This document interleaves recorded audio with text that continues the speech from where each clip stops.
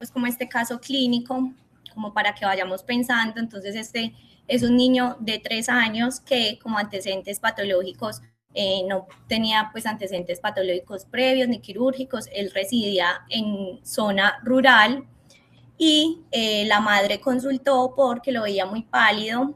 Entonces al examen físico, como vemos, se observa un niño pálido, adicionalmente referían astenia y adinamia. Al examen físico vemos estos signos vitales, yo busco el punterito, con una frecuencia cardíaca de 110, una presión arterial que se encontraba normal para la edad, una frecuencia respiratoria de 24 con adecuada saturación y adecuado llenado capilar. Se le hicieron unos paraclínicos, bueno, entre los diagnósticos entonces tenía un diagnóstico de una desnutrición aguda severa, listo. Y dentro de los paraclínicos que se le hicieron, se encontró una hemoglobina de 5,9. Entonces, les voy a hacer pues como una pequeña pregunta con respecto a mirando los antecedentes del niño y el diagnóstico actual de la desnutrición aguda severa con un nivel de hemoglobina de 5,9. ¿Ustedes transfundirían al paciente? Sí, no, y pues ¿por qué no lo haríamos? ¿O por qué sí lo haríamos? 5,9. Empecemos con los niños internos, porfa.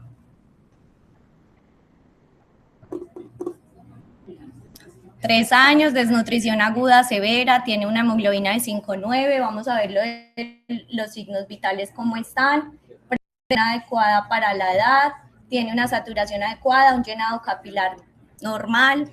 Pues la guía dice que se transforma todo cuando tiene menor de hemoglobina menor a 4 o si es menor a 7 se está inestable. Pues en ese caso no habría que transfundir. Listo. Si el paciente por alguna razón empezara a presentar aumento del trabajo respiratorio o la presión empezara a disminuir, le vemos un llenado capilar un poco más prolongado, ¿ustedes considerarían que ahí cambiaría pronto la intervención o continuaríamos bajo una vigilancia? Listo.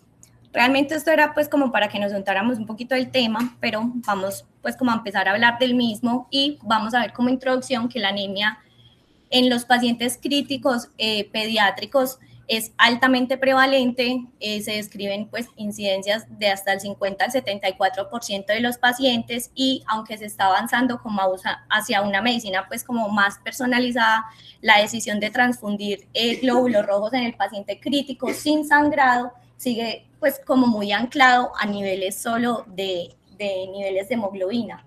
Y la evidencia realmente nos muestra que este enfoque puede ser limitado y que también tenemos que integrar pues como otras variables fisiológicas como la perfusión, la entrega de oxígeno y eso nos permite pues como tomar decisiones como más precisas y potencialmente más seguras. Entonces, la hemoglobina, por lo que vamos a ver pues más adelante, no refleja en sí la oxigenación tisular ni la tolerancia que cada uno de los pacientes o incluso cada una de las patologías presenta a la anemia. Entonces hay como un cambio de paradigma de que sea centrado en el paciente, o sea, tratar pacientes no números y debemos recordar que la sangre pues es un órgano líquido y la transfusión como un trasplante pues también tiene implicaciones inmunológicas y metabólicas en los pacientes. Entonces vamos a ver que el verdadero reto ni siquiera es como transfundir a los pacientes, sino definir cuándo no lo vamos a hacer. Entonces, para definir anemia en pediatría, entonces se define técnicamente como una concentración de hemoglobina, 2 desviaciones estándar por debajo de la media, ajustada para cada una de la edad de los pacientes, y la anemia grave en pediatría se define como hemoglobina menor de 6. Entonces, digamos que a nivel mundial se han estudiado como varios umbrales, como cuáles son los umbrales óptimos para transfundir a los pacientes pediátricos en varios, como en diferentes situaciones, entonces en posoperatorio cardíaco, en cirugías no cardíacas, en oncohematología, y digamos que actualmente hay como 2 paradigmas, un umbral como más restrictivo, cuando pues transfundiendo a los pacientes con hemoglobinas menores de 7 o umbrales más liberales, transfundiendo al paciente cuando presenta hemoglobinas menores de 9, pero vamos a ver un poquito pues como de la fisiología y pues como los resultados que se han visto en los estudios.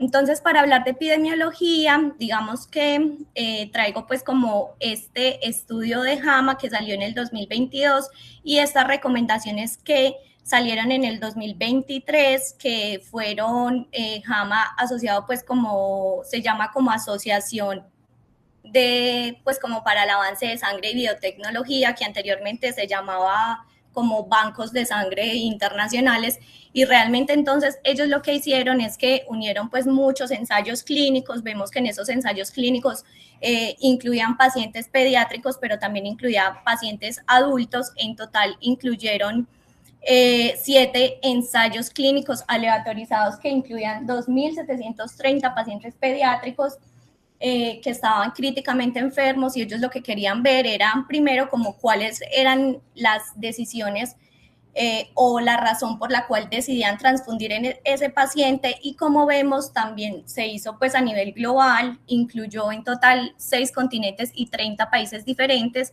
y como vemos el continente donde más se transfunde es África. Sin embargo, reportaban que nosotros acá en América Latina ponemos más sangre a los pacientes, o sea, hasta 4 unidades por un solo paciente. Y las principales razones por las cuales se transfunden era por la presencia de hemoglobina baja, o sea, definimos la transfusión por niveles de hemoglobina, o el sangrado activo, o la inestabilidad hemodinámica. Entonces, ¿qué hay de nuevo? Entonces, lo que veníamos hablando de que hay que incorporar otros determinantes adicionales pues aparte de los niveles de hemoglobina, para definir cuándo vamos a transfundir a los pacientes, cuándo requieren una transfusión.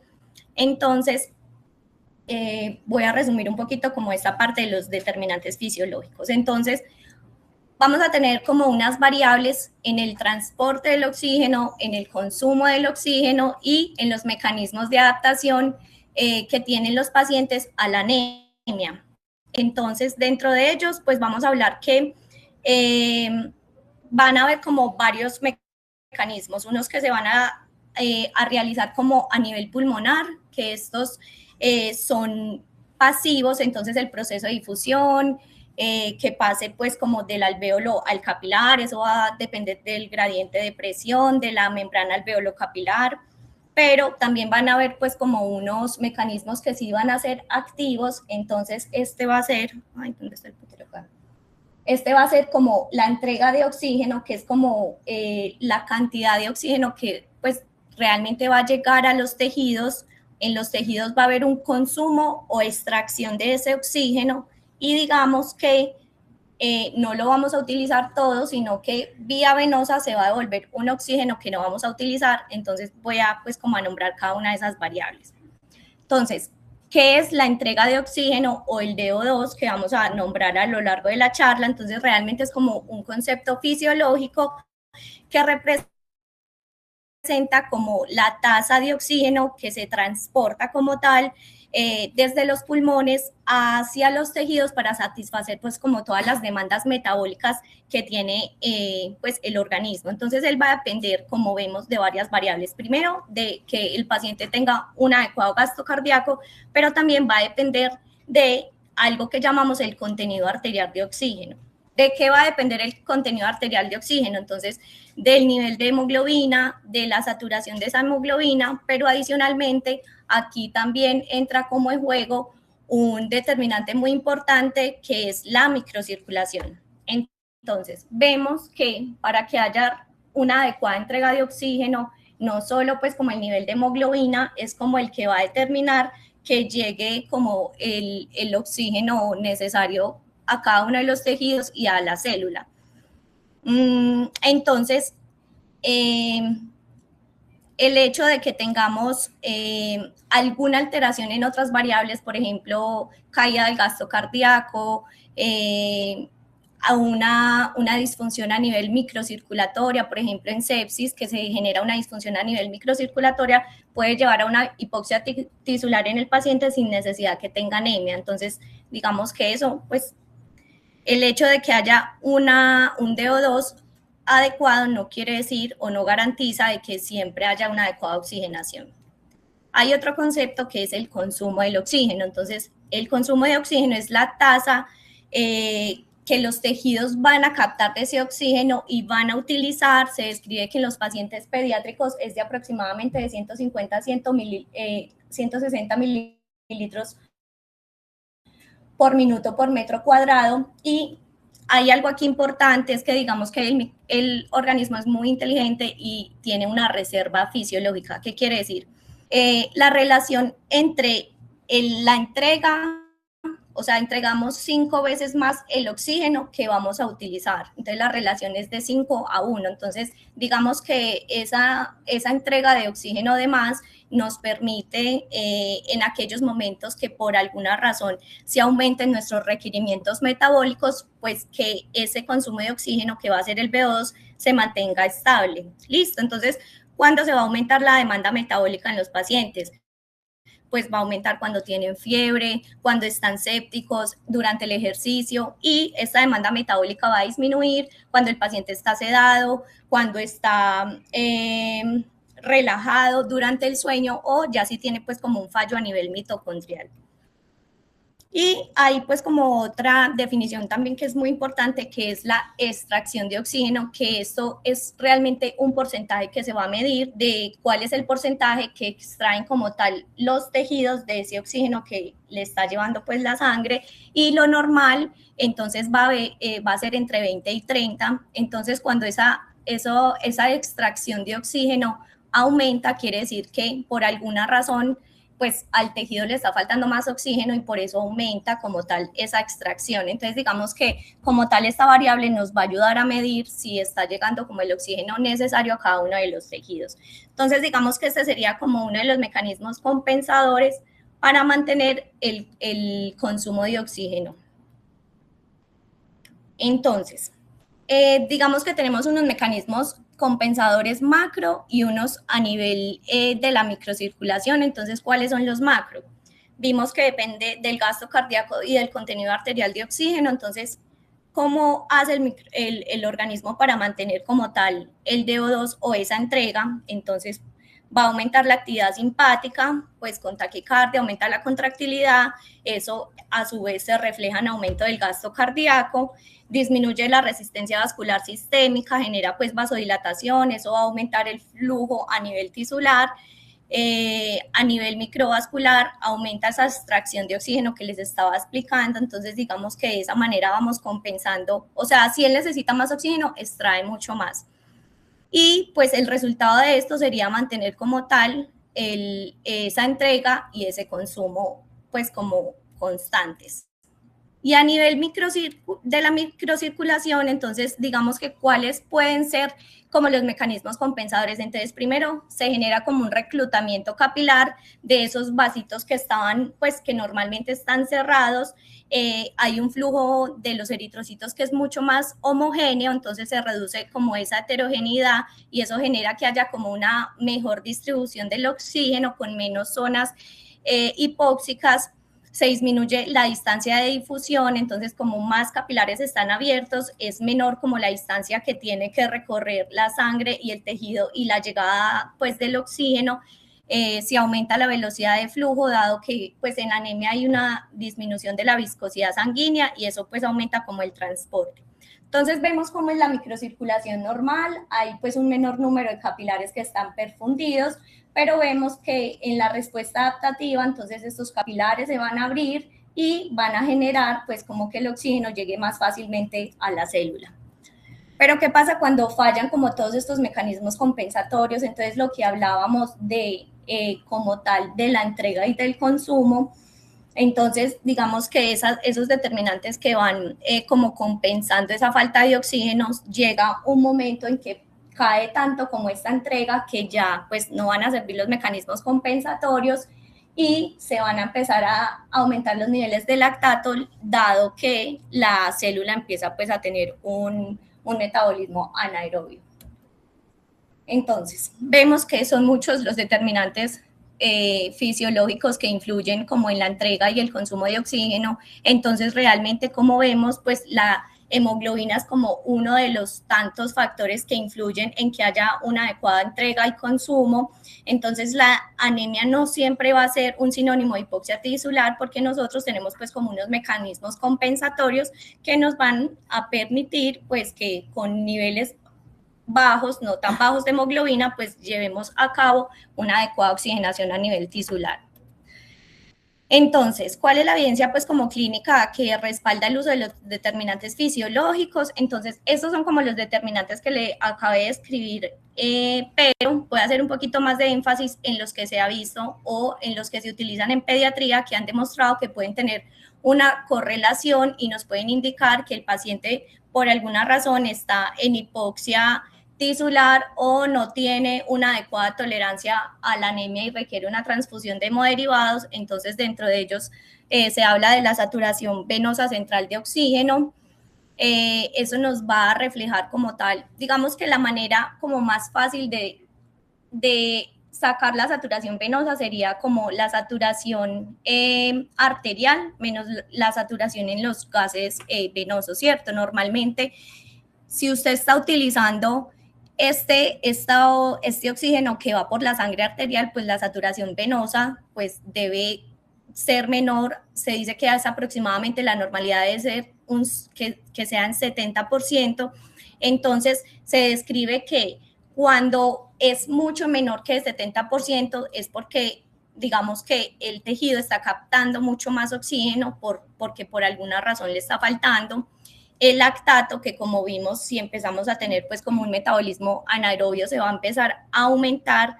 Sin embargo, pues hay que dejar como claro que el lactato es un poquito menos pues como sensible y específico para definir que el paciente sí o sí está en hipoxia tisular. Y lo de la extracción de oxígeno que les explicaba, que cuando el tejido necesita más oxígeno, pues extrae más, y eso es como una medida indirecta para decir pues que le está faltando como oxígeno al paciente o que sus mecanismos compensatorios pues están fallando. Entonces, ¿por qué la transfusión de glóbulos rojos no debería basarse únicamente en los niveles de hemoglobina en los pacientes? Porque como vimos hay mecanismos compensatorios y realmente el nivel de hemoglobina no nos demuestra qué nivel de compensación tiene el paciente. Lo otro es que no refleja pues como esos cambios de entrega y de consumo del paciente, y a veces el hecho de que transfundamos al paciente, pues el hecho de que no lo requiera y sea innecesaria esta transfusión, pues obviamente lo va a exponer a mayores pues como complicaciones. Y lo otro es que sí, la idea es que siempre estudiemos como la etiología de las anemias y evaluar la capacidad de recuperación del paciente. Por ejemplo, alguien que llega con un sangrado activo secundario, no sé, a un sangrado gastrointestinal, entonces como evaluar su capacidad de recuperación de esa hemoglobina, porque vamos a ver que a veces los resultados pueden ser como deleterios cuando transfundimos sin indicación. Entonces, dado pues como las recomendaciones internacionales, ellos están enfatizando en que no utilicemos un solo marcador para definir si el paciente requiere o no requiere una transfusión. Entonces, la mejor práctica demostrada pues actualmente es que se haga un enfoque multimodal que integre el contexto clínico del paciente, los síntomas, los riesgos y como tal los marcadores de oxigenación tisular para definir si requiere o no una transfusión. Entonces, lo que les hablaba anteriormente de las estrategias que se están realizando a nivel mundial entre restrictivas y liberales, ¿qué diferencias hay entre estas dos? Este es como el estudio pues más viejito que salió. Esto fue realizado en pacientes, salió en el New England en 1999 y este fue como el primer estudio que tenía pues como muchos pacientes, fueron 838 pacientes adultos críticos, que empezó a evaluar si como las transfusiones, o sea, como definir un umbral más restrictivo que se define como hemoglobina menor de 7 o un umbral más liberal, hemoglobina menor de 9, pues había o no aumento de la mortalidad. Entonces, por ejemplo, lo que encontraron ellos es que en la variante, pues cuando se llevaban a cabo transfusiones más liberalmente, pues aumentó el edema pulmonar, aumentó la falla orgánica, aumentaron las complicaciones y como vemos acá, pues disminuyó la supervivencia en los pacientes que se transfundían de manera pues como más liberal. Entonces, este estudio ya sí se llevó pues como a cabo en pediatría, este también salió en el New England en el 2007, ellos querían evaluar si esto mismo pasaba en los pacientes pediátricos, eso fue un ensayo clínico aleatorizado de no inferioridad, fue multicéntrico y en total incluyó 637 pacientes críticos que tuvieran hemoglobinas menores de 9,5. Entonces ellos tenían estas dos estrategias, la estrategia restrictiva, entonces transfundir si hemoglobina menor de 7 o transfundir si hemoglobina menor de 9,5 y el outcome pues principal era evaluar si eso se asociaba o no a la aparición de disfunción orgánica múltiple o que progresaba. Entonces, cuando vemos los dos grupos, realmente los dos grupos, los que estaban en la estrategia restrictiva, que eran 320 pacientes, y los que estaban en la estrategia liberal, que eran 317 pacientes, realmente, pues, los grupos eran muy comparables. Entonces, cuando vemos, pues, como la mediana de edad, en el grupo restrictivo tenían en promedio 35 meses, la mayoría eran pues niños de sexo masculino, esas eran pues como las características de cada uno de los pacientes. Dentro de los diagnósticos o la razón por la cual tenían esa anemia era porque habían estado en cirugía cardíaca o abdominal o pacientes en sepsis.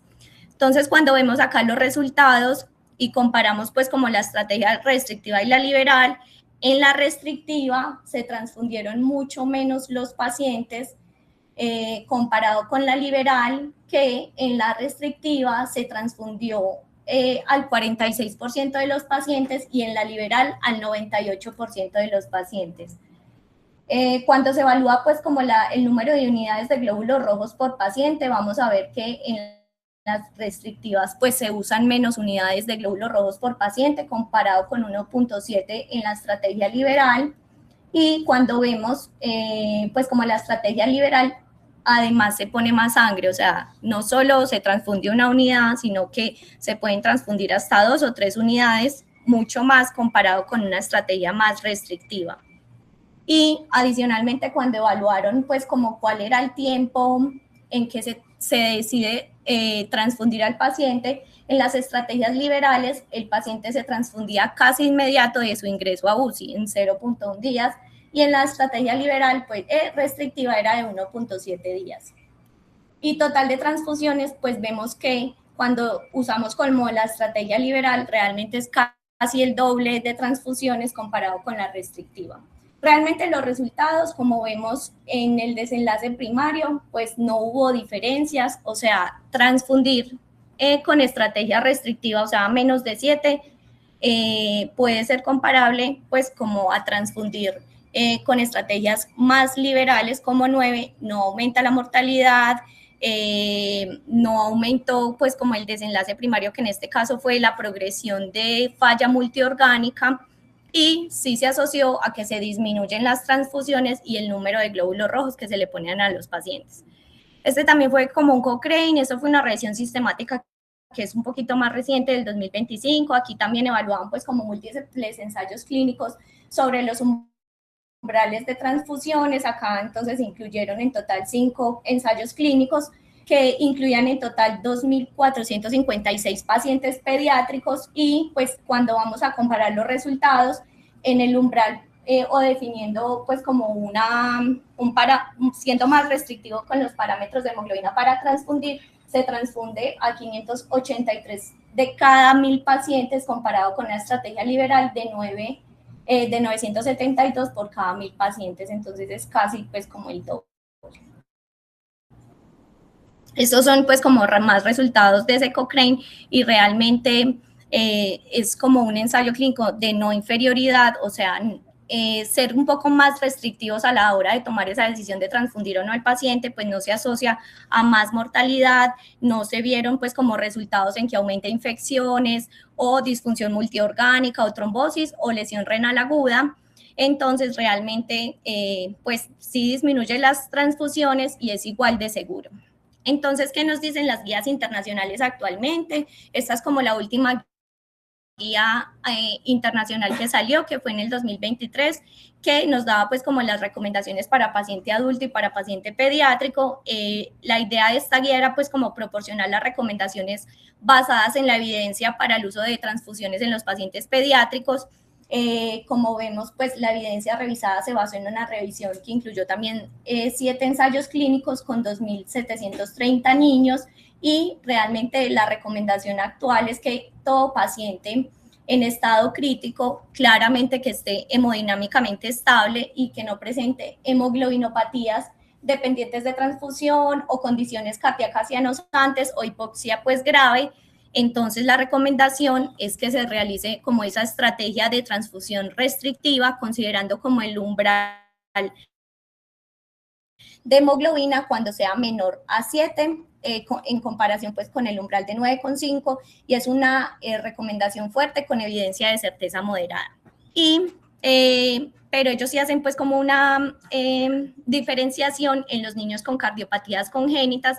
Obviamente estos niños pues tienen aumentado ese consumo de oxígeno, por lo cual digamos que sus mecanismos compensadores pues pueden llegar a fallar si nosotros tenemos como esas estrategias tan restrictivas con ellos. Entonces realmente ellos nos recomiendan que los individualicemos, y ellos los clasifican pues como según la anomalía cardíaca que tengan o la etapa de reparación en la que están. Entonces realmente vemos que nos dan como estas recomendaciones entre si ya tuvo una reparación biventricular, nos dan ese umbral de 7, si es paliación de ventrículo único, umbral de 9, o cardiopatía congénita no corregida, entre un umbral de 7 y 9. Sin embargo, pues digamos que es como una recomendación con evidencia de certeza baja.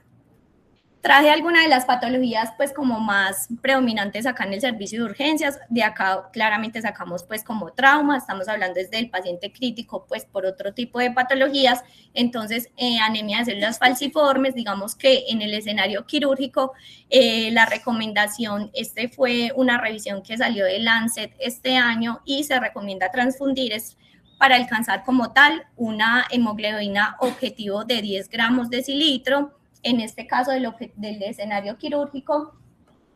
Y pues cuando el paciente presente una complicación aguda, realmente el objetivo es mantener una hemoglobina entre 9 y 11. Sin embargo, tenemos que tener presente que en ellos debemos evitar esa hiperviscosidad que puede generar hemoglobinas mayores de 11, porque puede precipitar a crisis pues vasoclusivas más graves. Entonces, digamos que la idea es que cuando están en crisis, llevemos a estos pacientes a tener unos niveles de hemoglobina entre 9 y 11. El paciente neurocrítico, entonces, pues a diferencia de otros órganos, el cerebro pues lesionado tiene una vulnerabilidad extrema a la hipoxia tisular. Entonces digamos que en ellos la estrategia restrictiva sí se ha asociado a peores desenlaces, por lo cual en ellos se debe tener pues como un objetivo o una estrategia más liberal para maximizar como tal esa entrega de oxígeno y evitar lesiones secundarias a nivel cerebral. La verdad, la guía aquí nos deja un rango muy amplio, dice que hemoglobina entre 7 a 10, pero menor a 7 sí se asoció a desenlaces desfavorables. Otra de las patologías de las que nos habla, nos mencionas, la hemorragia gastrointestinal aguda, que como vemos, administrar demasiada sangre en estos pacientes puede aumentar la presión venosa portal, provocando un resangrado, por lo cual en esta patología pues sí está muy claro que el enfoque restrictivo sí reduce la mortalidad a 30 días, pues es menos sangre y pues se asocia a menos efectos adversos. El paciente quemado, este es un estudio pues muy grande que salió, sin embargo todos fueron pacientes adultos.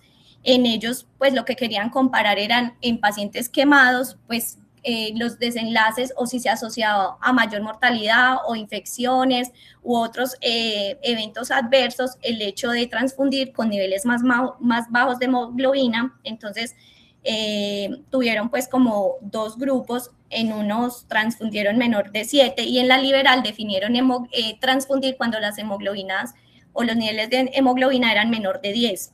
Realmente cuando fueron a comparar los dos grupos, realmente como vemos acá, la mortalidad pues era comparable, la disfunción multiorgánica en los dos grupos era comparable, la curación pues como de las heridas fue comparable, entonces realmente lo que ellos recomiendan es que pues la estrategia también restrictiva en los pacientes quemados no se asocia a más mortalidad y pues el hecho de que usted disminuya el número de transfusiones y el número de glóbulos rojos que le pone a un paciente, pues también va a disminuir otros efectos pues como secundarios.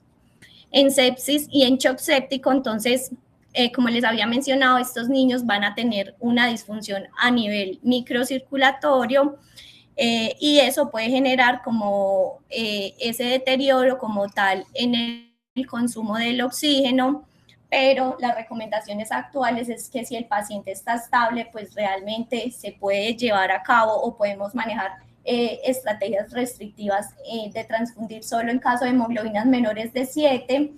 Sin embargo, con ellos es importante como ir evaluando en cada una de las fases de la reanimación también la saturación venosa central y definir si tiene como otros determinantes fisiológicos que nos estén diciendo que el paciente está presentando pues o tiene una hipoxia a nivel tisular.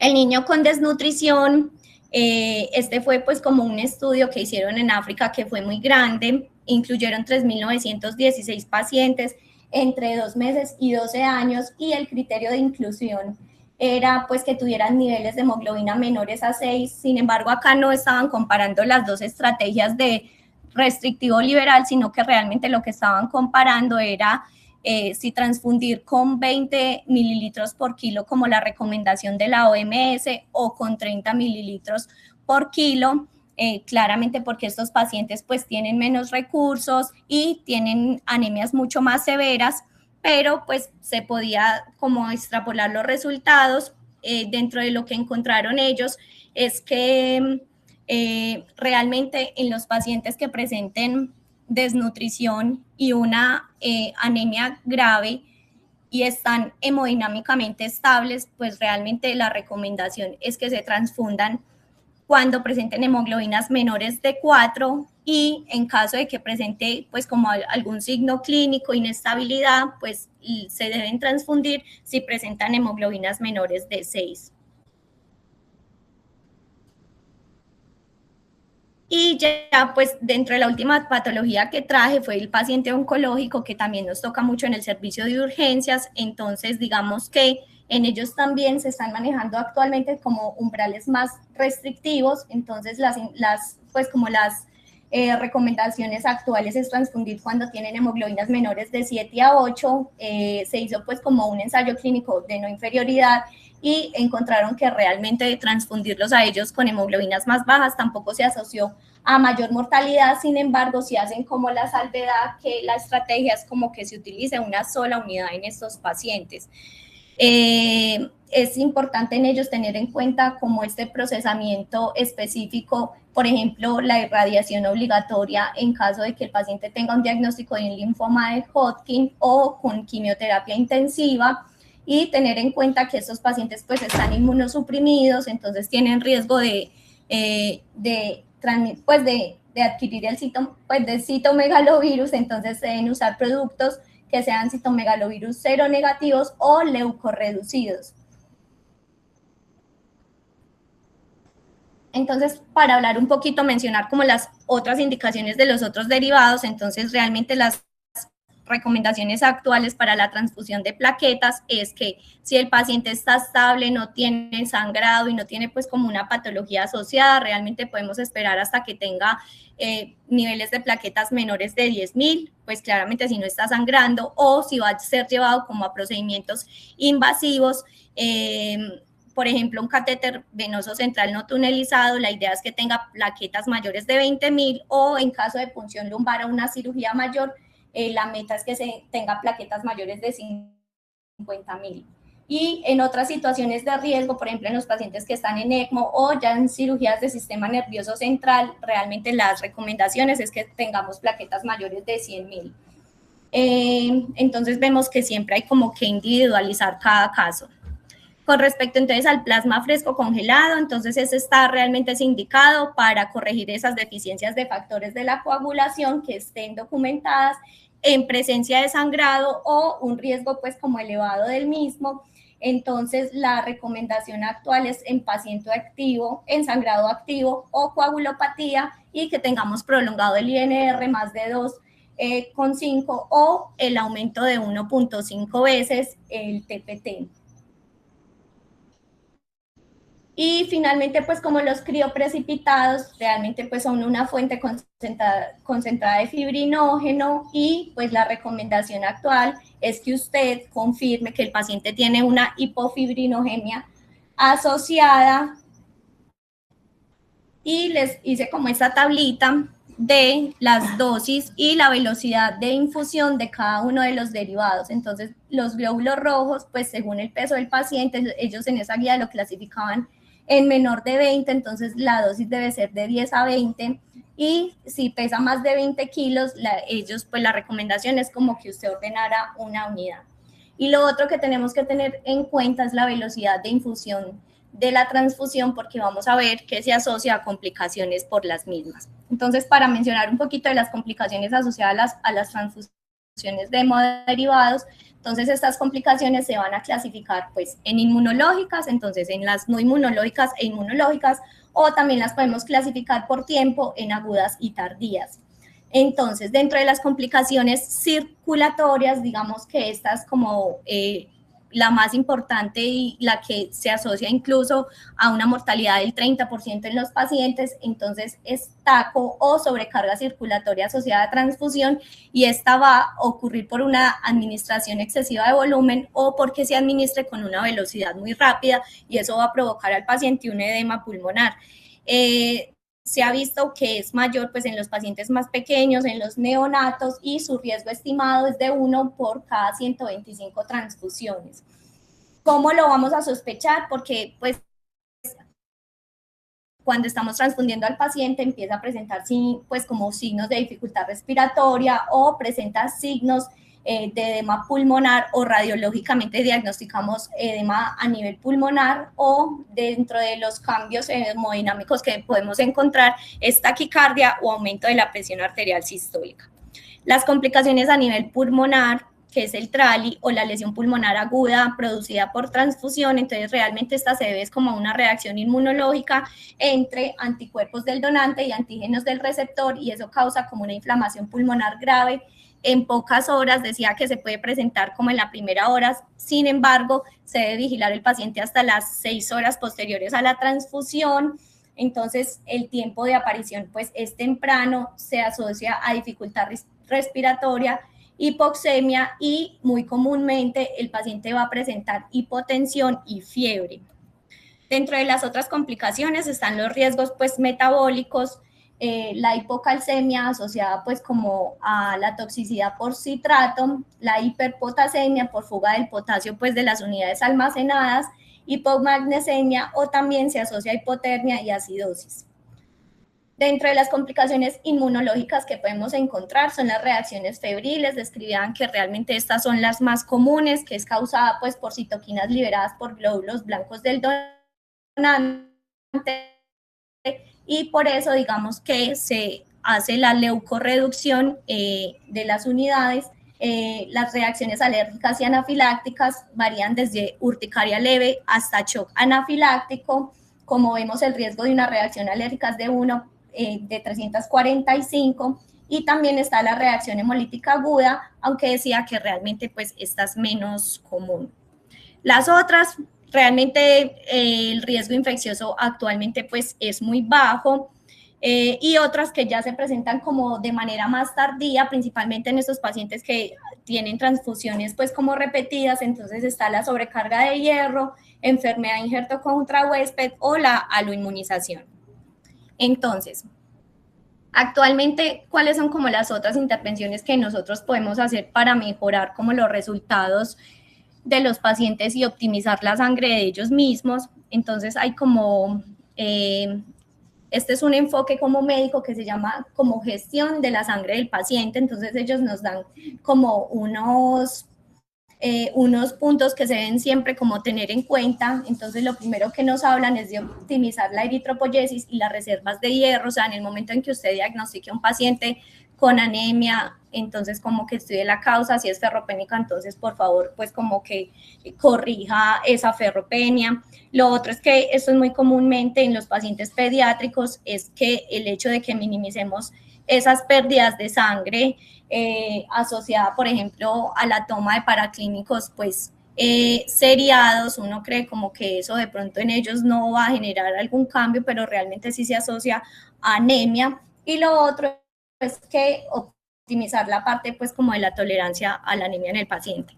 Y ya para finalizar, entonces las conclusiones, vemos que las transfusiones no son inocuas, que actualmente pues como que la estrategia restrictiva es el estándar de oro, entonces el umbral de hemoglobina de 7 es seguro, no aumenta mortalidad, no aumenta falla orgánica y reduce como esa exposición innecesaria a las transfusiones, que debemos tratar pacientes y no números, y que siempre debemos hacer pues como manejos como más personalizados. Y ya.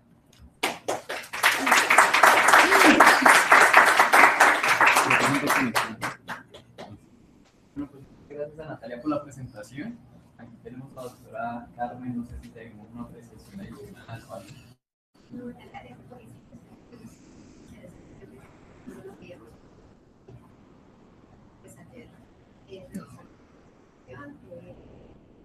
Es interesante que aquí pudiéramos sacar un pequeño como un cuadrito de umbrales de transfusiones de estas patologías que nuestros pacientes, como son tan variadas como los pacientes, que al final tratar de hacerlo personalizado por la patología del paciente, porque las transfusiones no son inocuas, pueden tener efectos adversos, pero lo mejor es hacerlo cuando corresponde.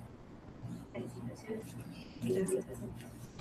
No sé si alguien de los participantes virtuales que está el doctor Ramírez tiene alguna apreciación, considerar pacientes oncológicos, dependiendo de la etapa de tratamiento en la que esté o si están trasplantados, ¿cómo son las indicaciones en estos casos? Hola, buenos días. Pues te felicito por la presentación, yo creo que estuvo muy completa y me gustaron mucho los artículos que vi. Creo que en general tú resumiste como todas las indicaciones, solamente quisiera aclarar ciertas particularidades en relación con los pacientes que se manejan de oncología. La mayoría de los protocolos que utilizamos para pacientes que están bajo quimioterapia y que consultan urgencias, que son los que requieren usualmente transfusiones, que son pacientes con leucemias agudas en inducción, que son los que más van a ver pues, por la parte epidemiológica, porque es la patología más frecuente y pues, es el volumen más grande de pacientes oncológicos que tenemos. Como esos pacientes, la mayoría están en inducción, no tienen una médula que se ha recuperado por su leucemia y además de eso están bajo quimioterapia inmunosupresora, ellos no tienen una médula ósea que sea funcional. Y por lo tanto en estos niños nosotros usualmente los transfundimos sin ningún tipo de signo de inestabilidad hemodinámica cuando tienen hemoglobinas menores de 8. Entonces yo sé que si está un paciente bajo tratamiento, el nivel de tolerancia siempre va a ser hemoglobina de 8 o más para no transfundirlo, pero si está por debajo siempre se transfundiría. Del otro que quería hablar era acerca de drepanocitosis, porque me parece que es bien frecuente en urgencias y precisamente hay muchos niños críticos que les llegan a ustedes con complicaciones agudas como síndrome torácico agudo y en raras ocasiones eventos cerebrovasculares.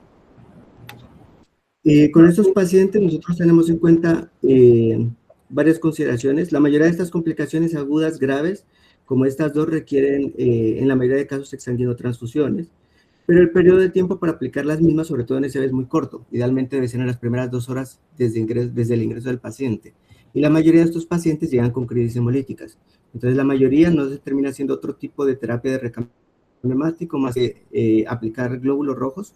Y en estos casos, la mayoría de los artículos te dicen que la meta ideal es tenerla por encima de 9 la hemoglobina. Siempre estos pacientes se hiperhidratan también al mismo tiempo que se transfunden, porque si yo solamente transfundo y no hiperhidrato, corro el riesgo de que el paciente haga hiperviscosidad y haga más complicaciones por su enfermedad de base. Entonces, esa es otra consideración importante. Y algo que me gustaría mencionar también es el contexto del paciente con drepanocitosis que va a cirugía, que tú lo mencionaste. Si bien la mayoría de las guías te dicen que se requiere una hemoglobina mayor de 10, En estos casos vamos a tener en cuenta varios aspectos. El factor de riesgo de un niño con drepanocitosis que va a cirugía es, o sea, bueno, las complicaciones que se pueden presentar por tantos factores que ocurren como la exposición al frío, la deshidratación, la misma cirugía, pueden desencadenar en los pacientes crisis vasoclusivas y hemolíticas. Entonces, las intervenciones que hacemos para un paciente que va a cirugía es para prevenir estas complicaciones. Y estas complicaciones van a depender de dos cosas principalmente, el nivel de hemoglobina, que es importante, pero también del control de la enfermedad y el porcentaje de hemoglobina S. Entonces, para esto dividimos a los pacientes en dos grupos como grandes. En primer lugar, los pacientes que tienen cirugías menores y tienen controlada su enfermedad y están tomando hidroxiuria. En estos pacientes, si quiero yo con tener una hemoglobina de más de 8, yo sé que no va a presentar complicaciones grandes, pero obviamente en procedimientos quirúrgicos menores. Ahora, si el paciente va a un procedimiento mayor, como una cirugía abdominal abierta, no laparoscópica, cirugías de tórax, cirugía de vía aérea, neurocirugía. Obviamente todos estos pacientes sí requieren un buen control de la enfermedad, que yo lo voy a determinar por la hemoglobina S, requiere una hemoglobina S con un porcentaje por debajo del 30%, y además de eso, para este tipo de cirugías mayores sí se recomienda tener una hemoglobina mayor de 10. Entonces creo que son cosas muy particulares de los pacientes hemato-oncológicos, pero sí hay que tenerlas en cuenta siempre. Entonces no sé si alguien tenga alguna duda con respecto a eso. Doctor Ramírez. Espéreme un segundito, doctor. No, doc, tiene que venir a hacer. Doc, la doctora Carmen va a hacer una pregunta. Sí. ¿Qué opinas del límite de 11 para arriba se aumenta mucho el riesgo de... Doctor, ¿qué opina del riesgo, pues, como de tener un umbral de mayor de 11 en estos pacientes con drepanocitosis, que sí aumenta mucho el riesgo, pues, como de presentar crisis vasoclusiva? Sí, que Más que crisis vasoclusiva, el riesgo es de trombosis. Entonces, en ellos siempre se tiene que evitar también la hiperviscosidad. Entonces, siempre para cirugías de niños con estado grave o que requieren cirugías mayores, el propósito es tener una hemoglobina mayor de 10, pero menor de 11. Gracias, doctor. El doctor Juan Pablo. Listo, digamos que después de esta magnífica presentación, la doctora Daniela, que es música, altruista, salió al banco de sangre y fue a donar su sangre. Entonces, ¿qué exámenes infecciosos se le hace en Colombia a la sangre que donó Daniela? Y por favor, colócate en la diapositiva donde dice que las enfermedades infecciosas a través de transfusiones es mínima, porque ahí sí difiere. Y voy a darles una explicación. Entonces son dos. Entonces, ¿qué exámenes le hacen a la doctora Daniela, que fue a donar sangre ahorita en 2 horas? Pues está preguntando ahí. Sí. Y yo es que... Pensé que era el doctor. Pues se hace serología, VIH. Serología es estudio del suero. Se hace ver una prueba no treponémica. ¿Cuál? RPR, que es la que hacen acá. Listo, una. VIH. ¿Cuál te hacen de VIH? Una primera, segunda, prueba rápida, cuarta generación. Aquí hacen prueba rápida. VIH, porque tengo un poco de pruebas. Que en el banco hacen es prueba rápida. ¿Qué más? Van 2. HTL anticuerpos totales, van 3. Van 4. Hepatitis B, pero ¿qué haces de hepatitis B? Anticore, Epsilon, antígeno superficie, anticuerpos totales para hepatitis C. Falta uno. Otra de Chagas. ¿Cuál? Himalaya. ¿Sí? Solamente hacen 7. Pero digamos que Daniela tenga citomegalovirus, herpes, virus Epstein-Barr, toxoplasma. ¿Qué tal que haya ido justamente, que tenga unos cultivos ilícitos en el Tolima y que ayer le picó a Aedes y en ese tracto gastrointestinal de Aedes tenga dengue, chikungunya, zika, fiebre amarilla? ¿Sí? Entonces, el resumen de riesgo infeccioso muy bajos actualmente es para la epidemiología de donde el artículo fue realizado, porque seguramente tamizarán más enfermedades infecciosas. Pero, por ejemplo, acá en Colombia, ¿sí? Un estudio de 7 bancos de sangre realizado por el Laboratorio de Virología de la Universidad del Bosque, que determinó, mire, de los donantes de sangre, el 30% de esos bancos de sangre estaban infectados por dengue. ¿Sí? ¿No será que esas fiebres posttransfusionales, no será que le estamos transmitiendo enfermedades infecciosas a los pacientes? ¿Sí? Entonces, ojo con las fiebres que hacen los niños después de una transfusión. Y la otra pregunta, entonces, si se transfunde a un paciente pediátrico, bueno, cualquier ser humano, entonces, y si estamos pensando en una enfermedad infecciosa, ¿qué exámenes le tenemos a qué? La pregunta, ¿la pedimos anticuerpos totales, PCRs, ELISAs, en los siguientes 3 meses? ¿Sí? Porque lo que nos va a salir a través de una serología, llámese paracitomegavirus Epstein-Barr, es del donante, no del paciente. ¿Listo? Entonces, ¿qué ayudas diagnósticas nos ayudaría a determinar una infección aguda en un paciente después de una transfusión? Tocaría pura carga viral. ¿Sí? Tocaría pura carga viral, porque IgG, y se la pasa desde el que donó sangre. ¿Vale? Entonces, esa es una brecha de conocimiento que tenemos en Colombia para que se motiven a investigar. ¿Sí? Incluso eso lo reportan en el Instituto Nacional de Salud, ¿sí? Pero sería bueno construir un artículo de todas las demás enfermedades infecciosas que se transmiten posterior a una transfusión. Ahí sale un articulito sencillito y todo. ¿Vale? Gracias. Mejor. Muy infectológico. ¿De los que están conectados hay algún otro aporte? Bueno, yo le tengo una pregunta a los residentes. ¿Qué saben de la monitoría NILS? Se usa más en neurología, sobre todo en ECMO y en unidad neonatal. Básicamente lo que te está diciendo es oxigenación a nivel cerebral. Pero pues es que la gente no sabe usar algo muy difícil de conseguir. Ok. ¿Solo en neurocirugía? No. Neurocirugía no, se usa para ECMO, por ejemplo, catetería, bueno, sí, paciente crítico. Ajá. Exacto, entonces también nos sirve para el paciente crítico, que es este contexto. La monitoría NILS lo que hace es una medición de una saturación regional. Entonces, esto se hace con mediciones infrarrojas y nos dice más o menos cuál es la captación, nos ayuda a determinar cuál es la captación de oxígeno que tiene un tejido específico. Entonces, se puede, literal, es como si fueran unos parches que van transcutáneos y hacen mediciones de cada órgano. Entonces, por ejemplo, los puedo poner en cabeza para hacer medición cerebral, lo puedo poner pulsar para hacer mediciones a nivel de riñón. Buscamos perfusiones en pacientes críticos. Entonces ahorita están saliendo unos estudios y unas estrategias que están buscando ver, hacer una monitoría más fina de estos pacientes críticos. Ya no solo vamos a mirar cómo está la saturación de oxígeno, no vamos a mirar solo cómo está la saturación a nivel de la unión coatrial, vamos a mirar además si está taquicárdico, no vamos a mirar solo los parámetros hemodinámicos, sino que aquí ya nos estamos metiendo en la parte microcirculatoria. ¿Qué beneficios tiene? Que van a mostrar cambios mucho más rápido que incluso antes de que empiece una hiperlactatemia, antes de que empiece una desoxigenación, antes de que empiecen manifestaciones clínicas.